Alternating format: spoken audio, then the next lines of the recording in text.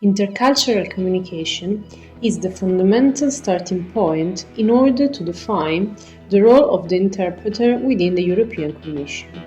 We are all aware of the importance of the European Union within the European context and how this European Union has arrived at the current situation as a result of intense historical events.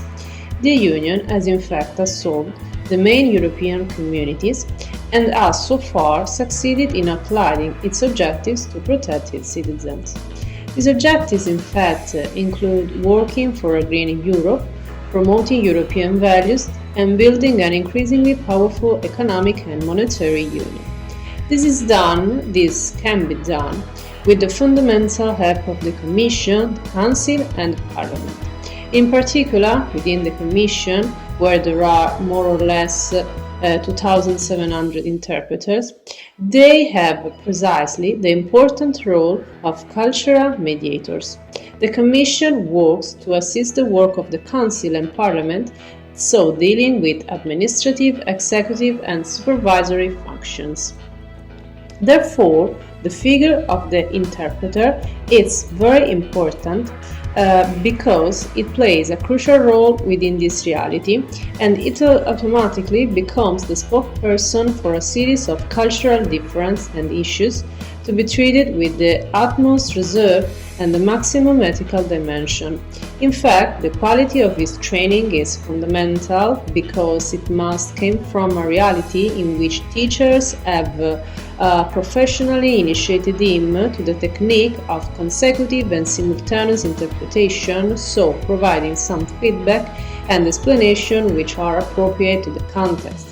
Likewise, the ethical dimension of the interpreter is very important because he may find himself in a controversial and difficult situation. With regard to intercultural communication, he will find himself in some situation in which he must take into account the verbal element but also the paraverbal element. Once we are immersed in the context of the Commission and in a wide and so large panorama, we have to look at a series of parameters designed by the Commission that, in this case, are so, to look at the logic of the original speech, if this is clearly recognizable, then is the message consistent? Then we have to look at the structure and the basic idea to look if they are conveyed correctly. Then we have the significant omission, which therefore had an impact of the coherence of the speech, which is another important parameter. It's important also to look at any errors. Then, does the interpretation fully express the original ideas and information of the speech accurately? It's important also to look at too many details missing, for example, or too much redundant information added.